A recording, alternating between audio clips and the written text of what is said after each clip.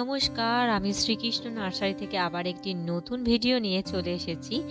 আজকে আমরা আলোচনা করব আমরা শখে যে ছাদ বাগান করি বা আমাদের অল্প যেখানে মাটিতে জায়গা আছে সেখানে আমরা কি সবজি চাষ করতে পারবো অনায়াসে। তার মধ্যে একটি হচ্ছে রাঙা আলু, যার গুণাগুণ সম্বন্ধে বলার আর মানে কিছু অবকাশ রাখে না। অ্যান্টিঅক্সিডেন্ট এবং ফাইবার সমৃদ্ধ, যা ক্যান্সারের মতন মরণ রোগকেও প্রতিহত করে। তাছাড়া যাদের ঘুমের সমস্যা আছে মানে এই রাঙালু খেলে কিন্তু সেই সমস্যা কেটে যায়। তাছাড়া ভিটামিন সমৃদ্ধ, বিশেষ করে চোখ এবং ডায়াবেটিস এবং হাই কোলেস্টেরল থেকেও কিন্তু মুক্তির থেকে উপায় বের করে দেয়। আর বাজারে আমরা মানে যেটা পাই বেশিরভাগই মানে দেখি রং করা দেওয়া থাকে। আর দেখুন এর কালার কত সুন্দর হয়েছে, আর এটা খুব অনায়াসে আপনারা চাষ করতে পারবেন। মানে যেখানে এটা দেখুন 8 ইঞ্চি একটা গ্রো ব্যাগে হয়েছে এই তিনটে, মানে এত এটা ভালো, আর এর খাওয়া খুবই ভালো।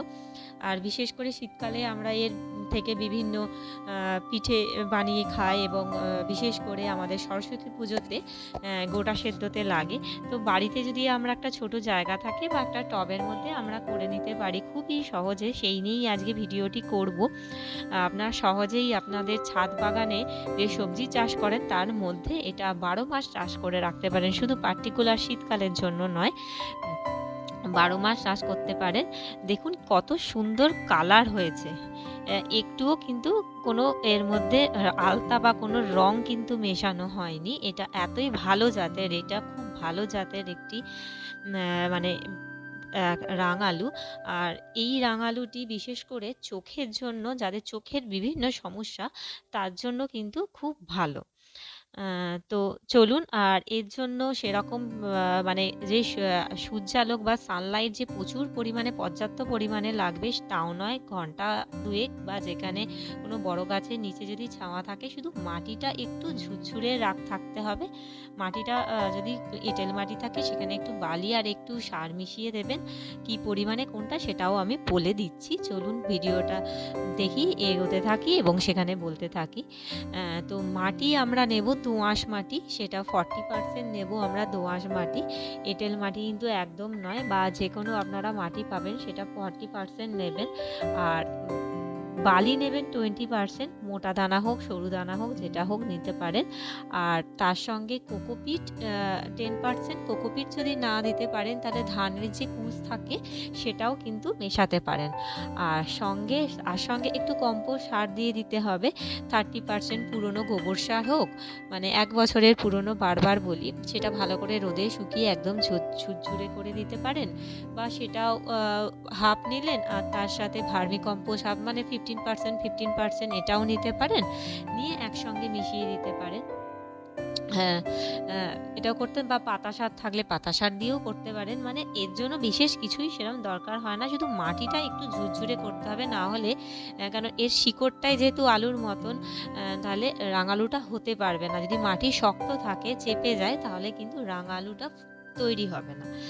দেখুন ওই রাঙালুটাই তুলে ওটার থেকেই আবার লাগিয়ে দিলাম সারটা, একটু কম্পোস্ট সার মিশিয়ে জাস্ট লাগিয়ে এটা আমি রেখে দিয়েছিলাম। তার জন্য মানে আর একটুখানি মাটিটা হালকা ভিজে ভিজে সব সময় থাকবে, মানে এইটুকুই এর প্রয়োজনীয়তা। এর জন্য যদি ইচ্ছে হয় লিকুইড তরল সার দিতে পারেন কখনো সখনো, আমি তো কিছুই দিইনি, তাতেই হয়েছে। আর আবারও বলছি, যদি নিচে কোনো জায়গা থাকে মাটিতে সেখানেও করতে পারেন, ফলের ক্রেটে করতে পারেন, যারা অনেক বেশি চায় তারা ফলের ক্রেটে করতে পারেন, বড় জায়গায় করতে পারেন। খুব বেশি হয়, অনেক পরিমাণে হয়, মাটিটা একটু ঝুড়ো করলে অনেক পরিমাণে হয়। আমার জায়গাটা একদম 6 ইঞ্চির একটা গ্রো ব্যাগ হয়ে গেছে, খুবই ছোট, নতুন চারা লাগিয়েছিলাম, এটা 2 মাসের মধ্যেই এরকম হয়েছে। তো আপনারাও মানে চেষ্টা করুন লাগাতে, কারণ এটা ভীষণ ভালো জিনিস এবং আপনাদের রোজের মানে ডায়েট চার্টের মধ্যে এই রাঙা আলুটা রাখার চেষ্টা করুন। আর অবশ্যই বাড়িতে নিজের শখের ছাদ বাগানে, সবজি বাগান যেখানে সেখানেই করুন, কারণ আমরা বাজার থেকে নানান রকম যে মানে কি বলবো, পেস্টিসাইড মেশানো জিনিস, রং করা জিনিস, সেটার থেকে ভালো জিনিস খাওয়ার চেষ্টা করুন। তো আজ ভিডিওটি এই পর্যন্তই, সকলে ভালো থাকবেন, সুস্থ থাকবেন।